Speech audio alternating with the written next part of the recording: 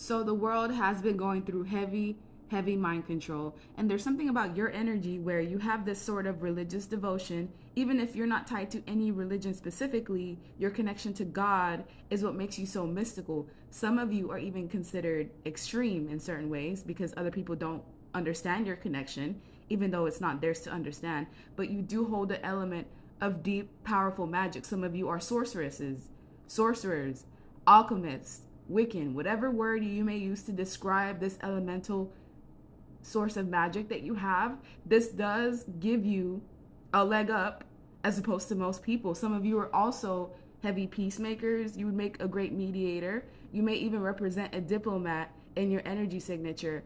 And some of you are just completely tired of the destruction that's happening in the world. This destruction has not only been causing health issues in people, but it seems like people are waking up to like the genetic illnesses, the infections that are being placed on the population. And the fact that this image is showing up twice with healing, the world is going through a stage of healing from the mind control. And what activated this is social media. This almost looks like blood spatters on the phone.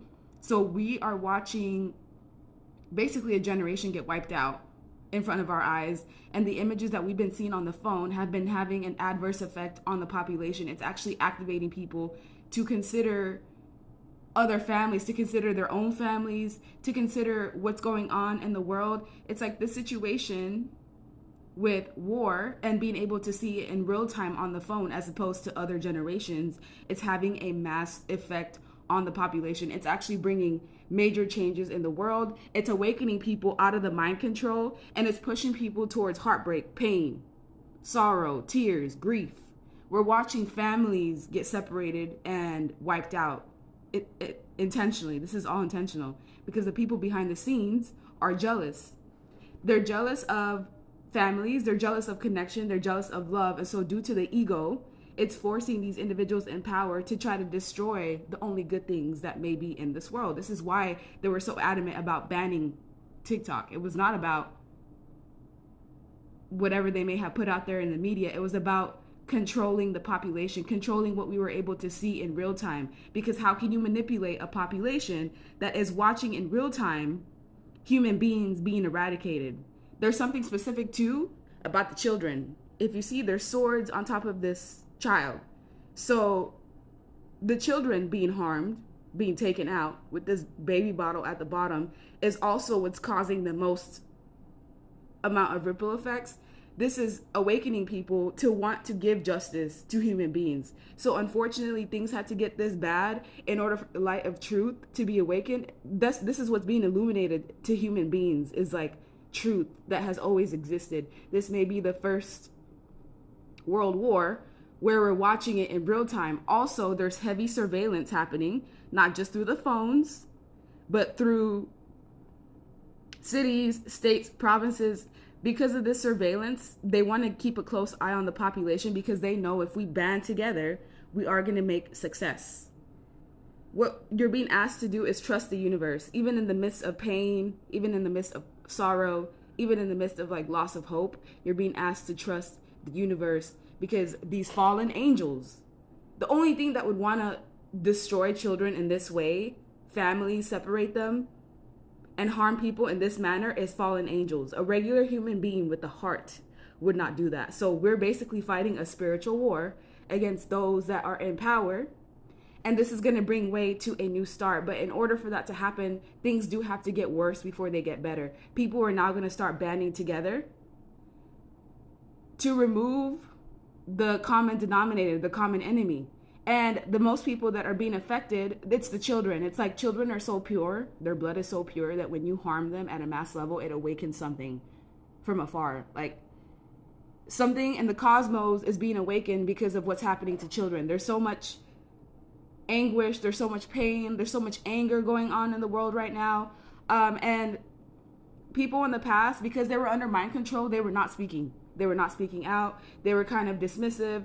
But because of the fact that people are waking up, people are speaking up about peace, about wanting peace. People's magic are awakened. People are now getting closer to God. And when it comes to APAC, APAC is, it's this group that has like the most influence on US politics. They put in $230 million into Trump's campaign.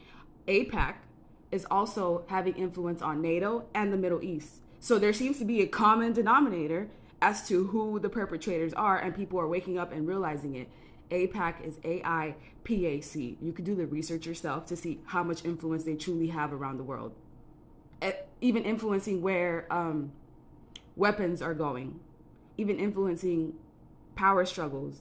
And with the Queen of Wands, it's like people are really angry. People have like this fire brewing within them that's triggering anger in people. It's triggering a change in rules, a change in power struggles. It's like this pain that people are feeling because of what they're watching on their phones, on social media. It's going to cause a ripple effect. It's going to cause people to want to fight for their families. So this increase of protests, all of a sudden, this increase of people trying to fight for what's right, it's part of the mission.